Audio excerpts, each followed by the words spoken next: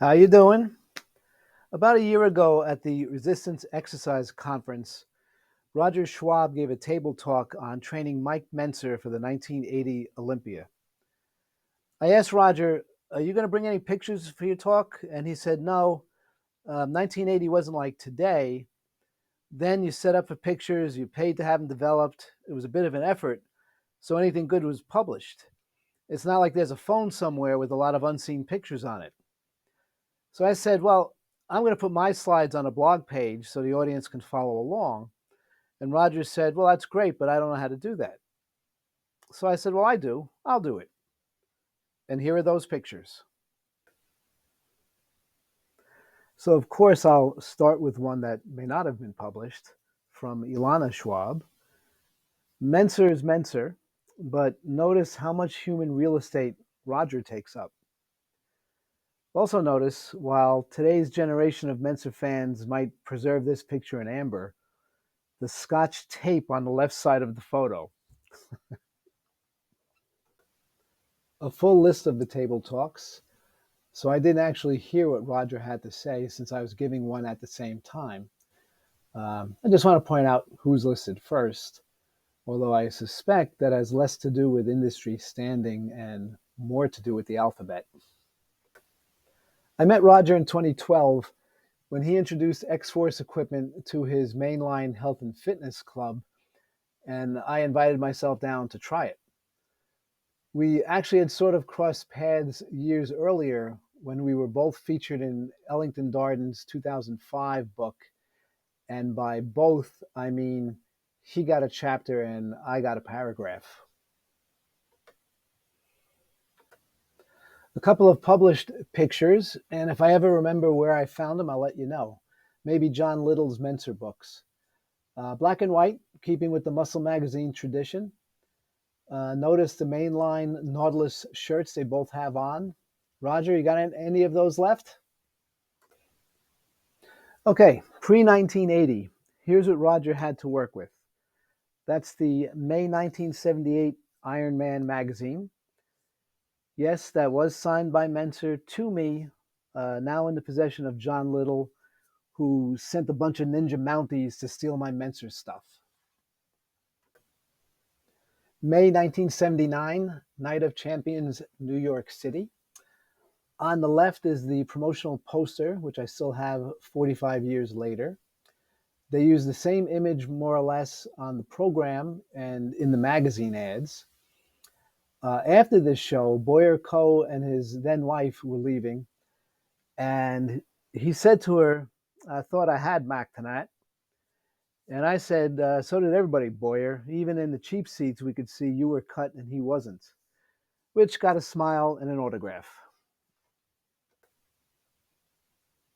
These are full-page photos from Joe Weider's hardcover Olympia history book from 1983, and this was Mentzer from the 1980 contest.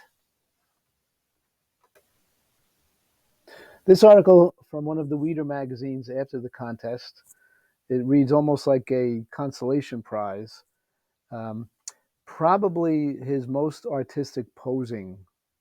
Notice the contrapposto position of his hips and legs in the bottom row.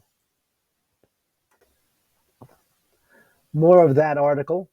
A very different tone than the note Weider put in the earlier Thinking Man's Bodybuilder article, which criticized Mentzer's approach. The columns on the right, those columns are called film strips, kids. Ask your parents, grandparents. An earlier book from Ellington Darden, 1982, which has a foreword by Mike Mentzer, and Roger's observations on watching Mentzer train and the scene in 1980. Now, also in the late 70s, there looked like an effort to appeal outside of the bodybuilding niche. This article is from GQ magazine in 1979. Going after that lucrative comic book ad market. On the left, from Marvel Comics, about 1979. Notice that you're ordering direct from Mentzer and not through Joe Weider. And on the right is this clip from the New York Daily News, which was not exactly known at the time for their avant-garde sports coverage. So my guess, this was a part of a concerted effort to appeal outside of the bodybuilding niche. And the real sign that you made it at the time was your byline on books from the non-muscle magazine publishers. Now, for someone who read Mentzer's articles as they were coming out in the magazines, these didn't continue or advance his material. It's more like they backed up to his basic instruction just for a wider audience. But it was still a kick to see them in conventional bookstores and not just tucked away on the corner of the newsstand. Now, for the contest itself, John Little does a very complete job of breaking that down, so I'll link to that in the description. And I'll only offer a couple of telling pictures.